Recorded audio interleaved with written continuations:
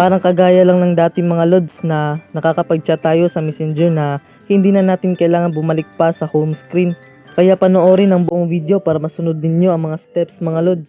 What's up mga lods? Welcome to my YouTube channel, Mark Chu Vlog. Sundan nyo lang ako mga lods at huwag mag-skip para wala kayong makaligtaan. First step. Ang unang step mga lods ay pumunta sa settings ng inyong phone.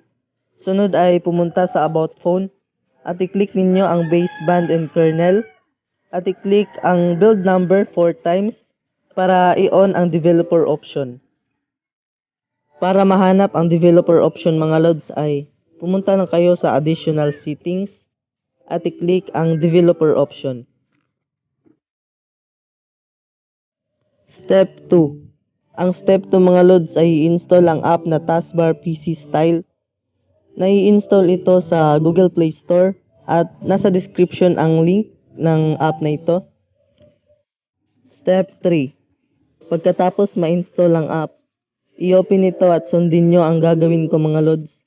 I-click itong nasa taas at i-click ang grant permission. Pagkatapos ay hanapin ang taskbar at i-on ito.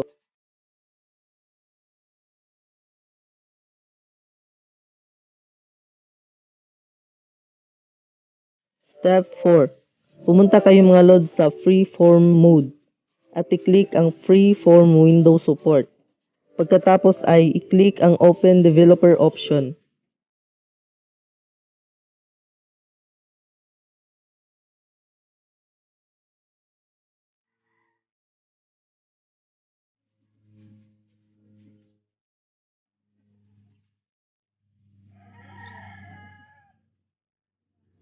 At i-on ang apat na clinic ko mga lods.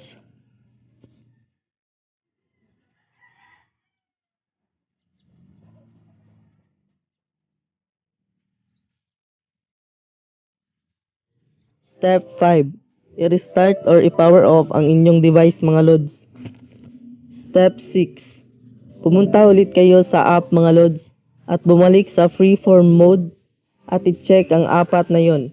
Sunod ay pumunta sa desktop mode at i-check ninyo mga lods. Step 7. I-restart o i-power off nyo ulit ang device ninyo mga lods. Pagkatapos ma-on ang inyong device mga lods, ay i-on ninyo ang auto-rotate. At tapos na. Kaya ay subukan na natin mga lods.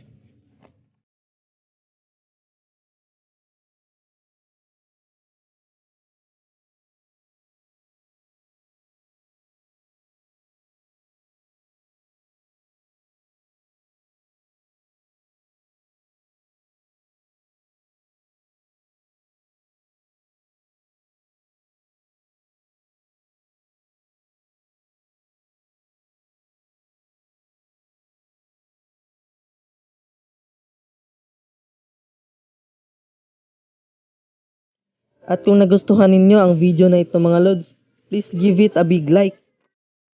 At kung gusto nyong ma-notify sa mga susunod na mga i-upload ko mga lods, just click the notification bell at huwag kalimutang mag-like and subscribe.